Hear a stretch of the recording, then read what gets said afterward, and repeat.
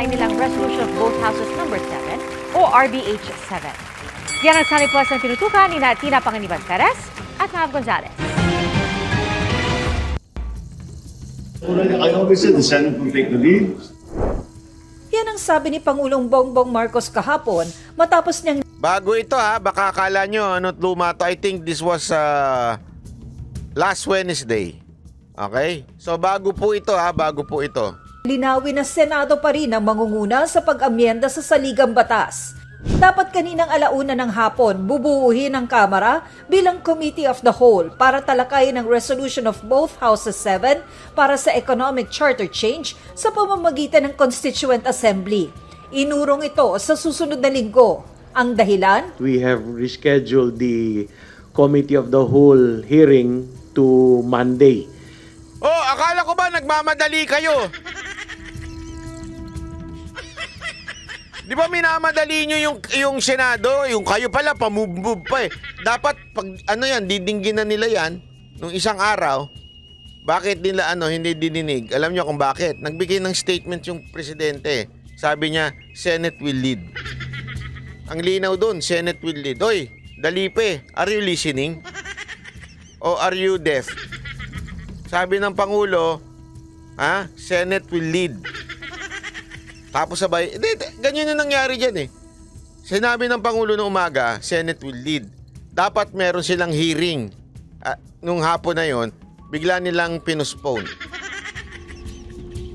Siguro, hihimas-himasin pa.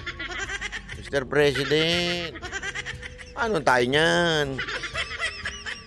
Pag hindi na daan sa kanya, dadaan sa asawa. Titirahin na naman tayo niyan. Di ba? Mga ganun eh. Alam mo kaya nga paulit-ulit ko sinasabi sa inyo, yan ang mga nakakasira sa presidente. Yung mga amuyog na ganyan. Di ba? O kita nyo ngayon ng biglang na-cancel. Akala ko ba madali-madali kayo sa Senado? Bilisan nyo. Ano ba talaga? Yes or no? Paganyan-ganyan pa kayo. Yeah, it is for the reason that Wala pala kayong yag. we have already been inviting the resource persons and they'll be available on Monday. Mas mabilis daw kung Keso hindi daw available yung resources, mga resources nila, yung mga witness nila. Puwehe. Committee of the Whole ang tatalakay sa RBH 7 kesa regular hearing ng House Committee on Constitutional Amendments. Umaasang ilang kongresista na aprobado na ito bago sila magbakasyon para sa Semana Santa sa March 23. Sabi ng mga kongresista, parehong-pareho ang RBH 7 ng Kamara sa RBH 6 ng Senado. Yan. Ito yung comment kanina dun kay Mark. Sabi, but when they did it to ABS-CBN, and Senator De Lima, you didn't go against it because Duterte was there and the power associated. That's a double standard attitude, don't you think? Pa-English siya para kunwari matalino. Alam mo, Brad, kung ikaw man ay nakikinig dito, ilang beses nang pinag-usapan ang violation ng ABS-CBN. Violation. And I was there. Sinamahan ko yung I think there were 10 to 15 na nagkaso sa ABS-CBN ng mga empleyado, cameraman. Ako po ang una bago i-diniscuss yan humingi sila ng tulong through another friend. In-entertain ko sila, in-interview ko pa nga bago malintikan yung franchise ng ABS-CBN. So I was familiar with the violation ng ABS-CBN at that time. That's why I was intense in fighting against ABS-CBN. Bakit to? Eto mga tinarantado nilang empleyado. As a matter of fact, they won sa korte. So ibig sabihin lang po nun, meron talagang violation. Isa lang yan. And for me, that is enough. Tarantaduhin mo yung buhay ng mga trabahante mo, tas sasabihin mong, hindi, bias ka. Bubo ka pala. Paano ka magiging bias kung ang pinagtatanggol mo yung inaapi nilang empleyado? Isa lang yun. Isang instance lang yun pero marami sila. Nanalo sila sa korte Pangalawa, mismong mga reporter nila na nagsalita sa camera at that time, sinasabi na hindi sila binigyan ng sapat na sahod. Ibig sabihin, there was really a violation. Yun pa lang, sabit-sabit ng ABS-CBN. Oh, di ba? De Lima. Sino ba nagkulong kay De Lima? Si Duterte ba? Inakyat sa korte yun. Ibig sabihin, ng inakyat sa korte, there is a due process. Meaning, nagkaroon ng presentation of witness, cross-examination. Ibig sabihin, hindi sinabi ni Duterte, ikulong mo yan. Hindi niya sinabing ganun. Takbo tayo sa korte. Let's deal with it sa court and let the court decide. Yun nga yung sinasabi natin paulit-ulit. Ang problema kasi na hindi nyo maintindihan, si Pangulong Duterte, lagi siyang tumatakbo sa korte. Korte! Una tayo sa korte. O, kaya nga, kahit yung kanya, sabi niya, papayag ako, basta korte ang uusig sa akin. Korte ng Pilipinas. Kasi nga merong pagrespeto sa korte. Yung kay De Lima, sino ba nagpakulong sa kanya? Sino ba nagsabing, ikulong niyo yan? Si Presidente ba? PRRD ba? Hindi. Korte. Walang kapangyarihan ng Presidenteng magkulong. Kailangan dumaan sa korte at the mere name, the mere branch name ng Presidente, executive, they only execute what is in the law or kung ano man ang desisyon ng korte. Huwag tayo tatanga-tanga kasi minsan eh. Huwag kayo masyadong nakikinig.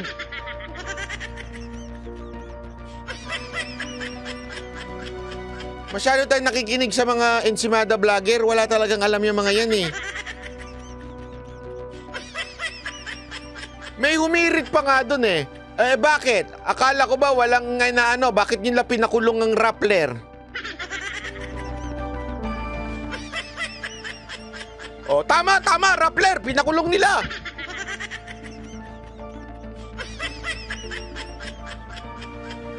Ang kalaban ni Maria Ressa ay hindi si PRRD sa korte. Ang nagdemanda sa kanya, walang iba kung hindi isang private citizen na businessman. Gets nyo? Private citizen na businessman na nilibel niya. Sa katunayan, alam nyo ba kung ano yung desisyon? Hindi rin. Kasi nga tanga kayo eh. Daldal lang kayo ng daldal. Doon sa desisyon ng court, sinabi pa nga ng court binigyan ng tsansa nung business, yung nagreklamong businessman, binigyan na niyang tsansa si Maria Ressa, sinulatan nila na baguhin nyo yan. Kasi hindi yan ang totoo. Ito ang totoo. Inakusahan siya ng something eh. Ito ang totoo, ito yung side namin. I-print nyo. Hindi ho binago. Ibig sabihin, nakitaan ng malis ang Rappler. Si Maria Ressa. So yun po, korte na naman. Pinagtalunan po yan sa korte. Kaya nga nakalaya si De Lima, di ba? Bakit? May korte kasi. Pwede ba natin sabihin lang ngayon? Ako nga, hindi nga ako sumasakay dun sa na pinalaya yan ni Marcos eh. Hindi ko kasi sinasakyan yun. Ako, ang sinakyan ko, malamang pinabayaan niya ng DOJ. Kasi tandaan ninyo, prosecutor ng DOJ ang bumabanat sa korte. Yun ang posible. Pero yung sasabihin mong pinakulong ng presidente, pinalaya ng presidente yan, sa tingin ko, hindi pa naman tayo umaabot sa ganon na kontrolado ng presidente ang korte. Sa tingin ko not for now. Maybe in the future. Kasi nung panahon naman ni Ferdinand Marcos Sr., dati na-control niya yung korte. Dati yon. Paano yon? Merong abusadong military officer at the same time nagkaroon ng martial law. Nung nagka-martial law, wala ng korte. Ibig sabihin ng martial law, ang court ay nasa military court na. Tama, mali? Ang sakit mo naman magsalita. Oo, talaga. Kaya nga ako si Banat ba eh. Masakit talaga ako magsalita, lalo na sa mga hindi ho nagre-research. Oh, ayan na naman. Humirit pa ng English. I'm not saying ABS-CBN did not violate anything. How about the SMNI? It violated the illegal transfer of ownership, but you want the court to deal with it instead of Kibuloy turning up in the Congress?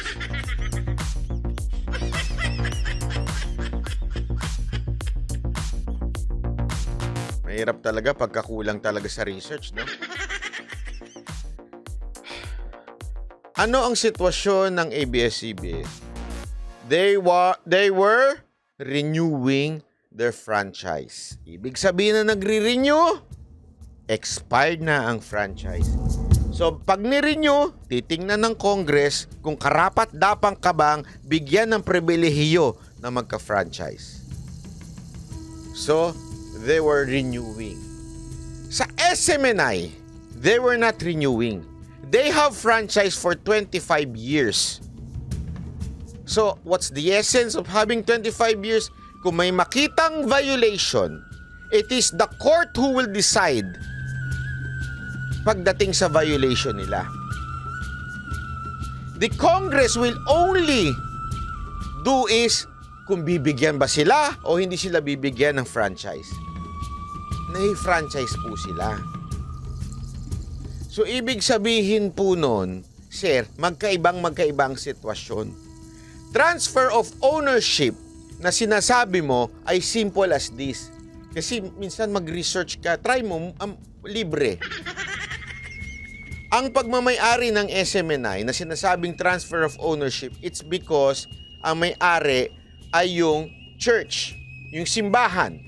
At yung simbahan ng may-ari, halimbawa, ang example nga ni Attorney Mark Tolentino dito, ay yung halimbawa, yung Radio Veritas, ang may-ari, CBCP. Pag napalitan ng CBCP, ang kanilang bishop, hindi ko alam kung sino pinuno nila, bishop, hindi na kailangan ipaalam sa SEC. Bakit? Hindi naman sila sakop ng SEC, ang CBCP. Kaya automatic na rin yon, mapapalitan ang owner ng Radio Veritas na hawak ng CBCP. It's the same thing with SMNI. SMNI, Sunshine Media Group, hawak yan nung simbahan nila. Etong simbahan, hindi na si Kibuloy ang pinuno. Ang kini-question ng Congress, bakit hindi nagpaalam sa SEC? Kasi po, ang SMNI ay defined as a religious group. Hindi kailangan magpaalam sa SEC. So kung sino ang naupong pinunong senior pastor nila dyan, yun na may hawak sa SMNI. Let me educate you. Yun pala ang simula nito. Minsan kasi, mag-try tayo mag-Google. Sabi nito isa, mahirap magpaliwanag sa mga taong saradong utak, mas lalo na sa mga trolls. May point. Kaya nga kini-question ng mga abogado ng SMNI, bakit kayo nasa Congress? Bakit Congress ang tumitingin sa amin? Mark Lawrence, salamat po. Daming abogado sa chat today. Oo, marami. Maraming ang gumagamit pa ng chat GPT para ma-English. Hindi, tama to si Diego Latigo, di talaga lahat ng Inglesero matalino.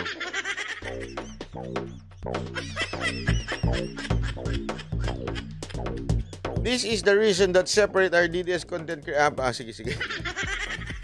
Anyway, yun lang po. Kasi alam nyo, yung sa SMNI, kasi alam kong ihihirit sa akin yan eh. Kasi tandaan ninyo, isa tayo sa nangalembang sa ABS-CBN, di ba? Isa talaga tayong lumusob doon para hanapin si Coco Martin. Kasi ganun si Coco Martin. Hindi ko alam kung mahilig sa Jack and Poy yun eh.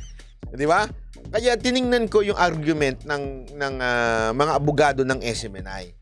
Which is may point sila. May point sila that by law, ang Congress ang nagbibigay ng franchise. Hindi ho pwedeng magtanggal sila without due process. They can only remove yung sinasabing franchise kung may due process.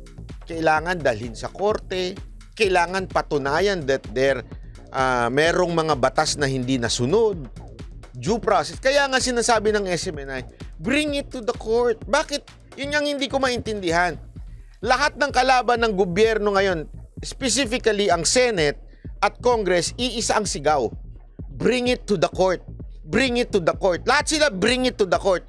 Pero itong mga congressman tsaka mga senador, ayaw. Alam niyo kung bakit ayaw? Because alam nilang imbento yung script nila. At alam nilang matatalo sila sa korte. Di ba? Yun ang totoo. Oh. I think before you do vlogging, you should be the one to do research. Alam mo, Diyos, nagmumukha ka lang tanga sa kaka-English mo. Yun ang totoo. Yun lang.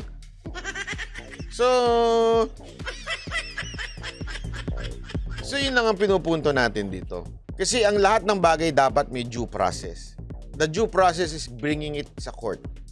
Pansinin nyo bakit nung panahon ni Pangulong Duterte, yung mga kalaban doon, galit sa court.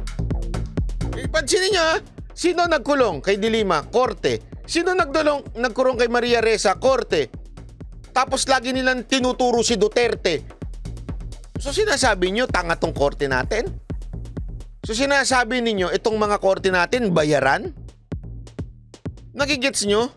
Ngayon hindi Pag may nakalaban ng gobyerno, ano sinasabi? Bring it sa court. Bring it sa court. Yun ang may respect. Di ba? Yun ang may respeto sa korte. Sa batas, ika nga. Tuloy. Pero kung magkaiba ang aaprubahan ng Senado at Kamara, handa kaya ang Kamara na sundin na lang ang aaprubahan ng Senado Yun, handa na ba ang Kamara? Sundin ng Senado? para mailusot na ang tsa-tsa? Anything is possible if it will expedite things to make things faster because even in previous conversations with the Speaker, masaya na nga kami, even the House leadership and the other members of Congress, masaya na kami sa nangyayari ngayon na pinag-uusapan na to, pinagdedebatehan na to sa... Huwag niyo kami lokohin. Hindi kayo masaya. Kulang na lang talagang pikon na kayo sa nangyayari sa Senate hearing Hindi, totoo naman Sasabihin niyo masaya kayo?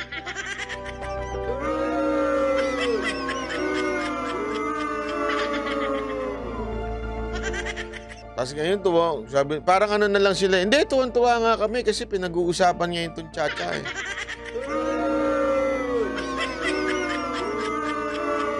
Senado. It's start. Kung si Senate President Juan Miguel Zubiri ang tatanungin, mas maigi raw kung i-adopt So therefore, the SMNI must inform the Congress about the transfer of voters. Ang sakit mo talaga sa bangs.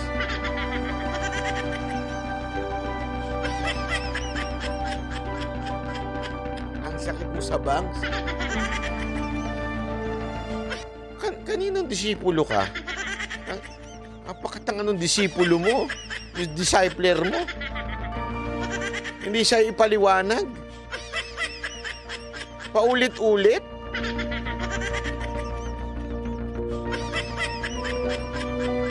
Paulit-ulit. Sinabi na nga yung simbahan So kung magpalit yun, hindi yun kailangan inform. Bakit mo i-inform ang Congress? Tanga naman. Oh, kalma. Baby, kalma. Huwag mo naman akong bigyan ng dahilan para tabihan ka. Kalma. Sino bang... Kaninong vlogger ka ba nakikinig? Bob. na lang ng Kamara ang RBH 6 ng Senado. Pag natapos na, mas magandang i-adapt na lang para walang gulo, walang away, at hindi questionable, at hindi na magkakaroon ng uncertainty. Sang-ayon rito si Senador Jinggoy Estrada, lalo't may naaamoy raw siya sa RBH 7 ng Kamara. With the RBH 7, which says that we have to vote jointly. Ayan Alam mo, maganda tong sinabi ni Jinggoy sa part na to. Bakit to? Kasi, tandaan ninyo, parehong meron silang version. Ang Senate at saka yung Congress may version. Okay? Pinagpipilitan pa rin nila itong mga dila sa puwit ni Romualdez. Pinagpipilitan nilang masunod sila dun sa version nila. Okay? Nagsalita ang presidente. Sabi ng presidente, Senate will lead. Alam mo, sa totoo lang, kudos kay Presidente doon ha. Ako, maaring sabihin nung iba na medyo sandali, baka mamaya puro salita lang ang Presidente, salita lang ang Presidente. Okay lang. As long as yung salita niya, sabihin niya sa public. Kasi pag sinabi mo yan sa public, sisingilin ka ng publiko. Pag bigla kang bumaligtad. Mahirap kasi kung sasabihin lang niya yun sa kanila, kanya-kanya sila eh. Naalala nyo? Unang nagsabi niyan, si Subiri lang. Diba? Si Subiri lang ang nagsabi niya, nasabi ng Presidente, Senate will lead. Ano nangyari? Tinuloy ng Congress. Tinuloy nila. Yung pirma, lahat tinuloy nila.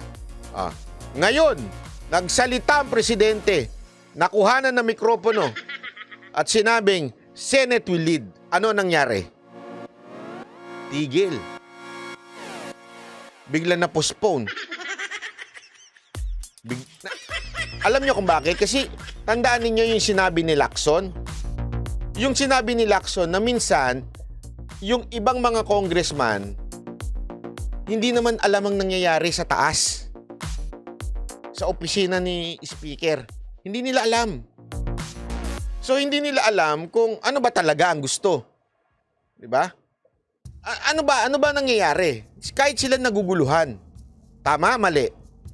Ngayon, to set the record, kailangan magsalita ng Presidente. Nung nagsalita ng Presidente, syempre public na yon, nasa news yun. O lahat ngayon ng mga kongresista, nakita, andali, hindi na tayo pwede sumaway dyan. Sinabi na ng Presidente. Mawawalan ngayon sila ng kaya nga tinan mo, biglang bumaluktot bigla yung biglang, tangina mali postpone natin. Kasi nung sinabi ni Subiri na sabi ng Presidente kami mag-lead, walang sumunod eh. Pero nung nakita na mikroponohan si Presidente na Senate will lead, biglang nataranta mga walang niya. Diba? Hindi. Because of that, maniwala kayo. Ako, nagustuhan ko yung bitaw ni... Kasi yun yung hinihingi natin eh. Mr. President, that's what we are asking from you. If you are not involved dito sa ganitong kawalangyaan na ginagawa ng Kamara, diba? Sabihin ninyo in public. Whether sumunod o hindi sumunod si Tamba, mayayanig na kasi yung ibang mga kasamahan niya eh. Medyo magagano na. Sandali. Iba sinabi ng Presidente bakit hindi kayo sumusunod? Medyo magagano na. Tandaan nyo yung iba, kasi yan labanan niya ng propaganda eh. Hindi. Siyempre, sasabihin ng leadership ng, kunwari, doon sinabi ni Senate President, sabi ng Presidente, kami na masusunod. Ano sa tingin nyo sinabi ng leadership ng Congress, ng House? Sigurado ako sinabi nila, huwag ka nasa amin to. Huwag kayo mag-alala. Kaming bahala. Kausap namin yung Presidente. Hindi, joke lang yun, joke. So tayo, tuloy lang laban natin, tuloy lang. Di ba? Tuloy lang laban natin, tuloy lang. So sila, tuloy-tuloy. Problema, eto, nagsalita na in public. Wala na. Ibig sabihin, finish na. Period na. Kaya nga tinan nyo, nagbago sila ng... Isipin nyo with that words of the President, biglang nagbago sila ng linya. Ano na? Hindi, sa amin naman okay na eh. Okay na kung yan ang makakatulong para mapabilisan ng pagbabago ng konstitusyon. Okay na yan, kahit sila na. Di ba? Kaya nga, Mr. President, that's a good job. That's a good action from you. Dapat magsalita ka. Every time na may issue, ikaw ang tutuldok eh. Ikaw ang Presidente. Have a stand. Kung wala kang stand, magkakagulo ba yan? Kaya nga nagkagulo-gulo to eh. Ang tagal nyo magsalita, Mr. President. Kaya nagkagulo to dalawang houses eh. Pero this time, palakpakan naman natin. Sabi ko nga sa inyo, dito sa atin, pag tama palakpakan, pag mali banatan. Tama tong ginawa niya eh. Tama tong ginawa niya, kita mo. Bigla Isipin nyo yun ha, dati talagang hindi. Bakit ang tagal nyo? Ha? Mga bula, bumubula lahat ng bibig ng mga congressman, di ba? Okay mga senado, tigil nyo na. Tapos nagsalta presidente, Senate will lead. Alam mo, maganda yan eh. As long as matuloy natin yan eh. Ha? Ang importante maayos ng konstitusyon. Bago. Ang bilis change of mind.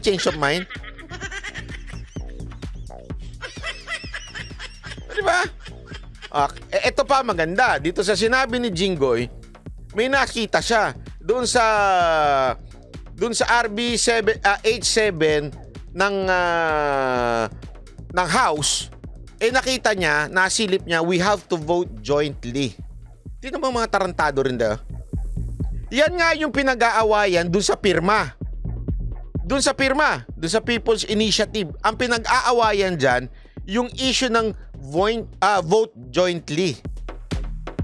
Alam na nga nilang nabibwisit ang mga senador dyan, inilagay pa nila doon sa RB 87 na sarili nilang version compared doon sa version ng Senate na sinasabing they will vote separately.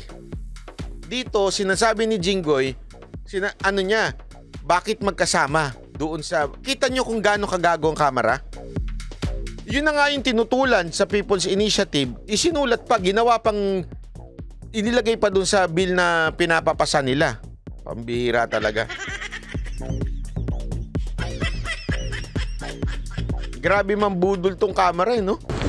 We have to vote separately because the essence of bicameralism will not be enforced if that's the case. Ngayong nagsalita na ang Pangulo, wala na raw talaga ang People's Initiative, sabi ng ilang senador. As far as I'm concerned, the PI is water under the bridge. Para sa GMA Integrated News, Mav Gonzalez. Hindi, alam mo, kahit sinong commentator, yung mga matitino wag yung mga vlogger na panatiko. Kasi may ibang vlogger na anti lang talaga. Pati si Christy Permin, ginawang nakakaraita. Napapamura talaga ako pag... Alam mo kasi nakakasira ng diskarte yung ganyan eh. Hindi tayo dapat ganun. If we criticize the government, let's criticize yung tama. Yung factual. Joylyn Legaspi, maraming salamat po. Hindi yung invento tayo ng invento kung ano-ano. Kasi hindi, alam mo yun, pag lumabang ka, huwag kang traidor lumaban. Lumabang ka ng tapatan. Di ba? Lapatan tayo, labanan natin sila ng tama. Kasi kung lalaban ka ng mali, ang pinaglalaban mo ay yung mali nila. Tapos ginawa mo rin ang mali. You cannot correct a mistake by another mistake. You understand? Kung lalaban ka sa katotohanan, yung totoo lang ang gagamitin mo. Huwag kang gagamit ng kasinungalingan. Huwag niyong isama yung, pati si Christy Permin gugurgurin. Ang ina naman. Ano yung content?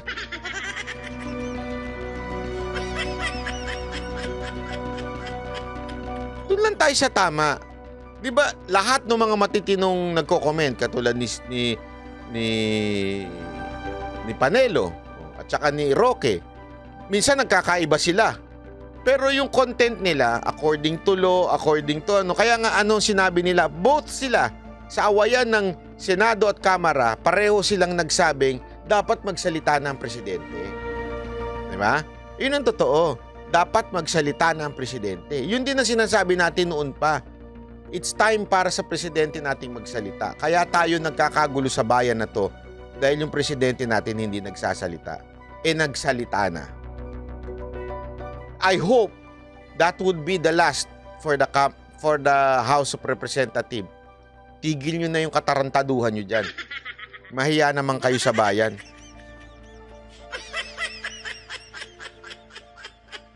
Yun lang naman sa akin eh. 'Di ba? Kasi nga, again, Nilusita Mone, salamat po. Ano ho ba ang goal natin? Ang goal ba natin basta lang bawasak ang ating bansa? O gusto natin maayos? Kung gusto natin na maayos, ako, I am with PRRD. Ano sabi niya? Hindi ko gusto magkaroon ng rebellion. Hindi ko gusto magkaroon ng revolusyon. Gusto ko doon sa tama lang. Alam nyo, if you would hear PRRD personally, di ba paulit-ulit ko itong sinabi sa inyo? Nung tinanong ko, Mr. President, kasi sinabi niya, before the speech, sinabi niya na sa akin, sa kay Mocha, andun pa si Cabse, sinabi niya na I will call on the AFP to do something about this. Tapos, in-speech niya. Pero before that, nag-question ako, nagmagaling na ako eh. Sabi ko, Mr. President, paano yan? Ano mangyayari sa atin? Magkakagulo ba? Hindi. Alam mo, sabi niya, but, ang gusto ko, Inday should resign so that she will not benefit doon sa changes na gagawin if there would be a change. Alam mo, sabi nga ni Cabsec, iba nga yung sabi, kahit ako, sabi ko, Mr. President, si Inday talaga ang makakatulong na kung sakasakali magkagulo-gulo tong bayan to. Si Inday talaga eh. Pero sabi niya hindi eh. Hindi ko gusto magkagulo ang bayan eh. Hindi ko naman gusto na ang kailangan ko lang maituwid. Kaya nga kung makukulayan ito, na iisipin nila politika, kaya gusto natin maayos yung bayan, ipalit si VP Sara Duterte, I will talk to her. Yun mismo sinabi niya, I will talk to her and tell her, resign. And let there be a, what do you call this? Snap election. Para taong bayan ang pipili kung sinong gustong leader nila. Hindi lang dahil pinwersa natin. Yun ang dun eh. Hindi yung, yung AFP na realize. Tandaan nyo to legal ang pinag-uusapan natin dito, legal. Okay? Pag ang AFP na realize that the Constitution binababoy na ng Kamara, they do their moves the legal way. Okay? Then, magkaroon ng eleksyon. Bumaba lahat ng dapat bumaba para hindi ito isipin na politika at hindi ito isipin na ginagawa ko ito para sa anak ko. Ganun si Presidente. Kaya nagulat talaga ako nung sabi ko itong maman to, iba talaga. Ang iniisip niya yung bayan. Kasi ayaw niya ng gulo eh. Ang iniisip niya yung tamang paraan. Kaya nga sinasabi ko sa inyo, di ba? I am with the President. Ano ibig sabihin ng I am with the President? Kung ano yung prinsipyo niya, yun ang gusto ko. Yung prinsipyo niya na, doon tayo sa tama. Huwag natin gaguhin yung bayan. Huwag natin pabagsakin si Marcos dahil gusto natin mapalitan ng iba na kakampi natin. Hindi ganun dapat ang usapan dito. Kung meron man tayong gustong mangyari kay Marcos at sa pamahalaan ni Marcos, kung gusto natin siya mag-resign, dapat yung desisyon ng taong bayan kung sino yung dapat na maipalit. Hindi dahil sa meron tayong political na motibo. Kaya alam mo, nung doon ako, nung kausap ko si PRRD at that time, sabi ko talaga, I'm really happy that Duterte supporter ako. I'm a DDS. Hindi, totoo. I'm really happy. Kasi tama yung sinundan ko. Tama yung sinuportahan ko. Di ba? Ganun yung Yun yung, alam mo yung masarap suportahan. Ayokong sumusuporta sa mga katulad nila Robredo. Ano yung katulad nila Robredo? Wala lang. Gusto lang banatan ng gobyerno kahit mali-mali na ginagawa. Di ba? Naalala nyo yung sulat? It doesn't have to be true. Kailangan lang magmukhang totoo. Ganun yan ang diskarte ngayon nung ibang anti-Marcos na naiirita ko. Hindi kasi tama. Diba? Hindi ho tamang ganun. Na, sige, okay lang yan. Basta ganito. Doon tayo sa tama. Itama natin. Diba ho? Yun dapat tayo. Kasi kung gaganyanin natin yung bayan natin, ginulo lang natin. At meron pang tendency na hindi tayo makakumbinsi ng mga tao. Kasi nagiging katatawanan na tayo eh. Mantakin mo pati si Christy Permin idamay. Ang inang kagaguhan yan. Diba? Ayan ako nabibwisit eh. Sabi ko, ano ba yan? Wala sa hulog talaga.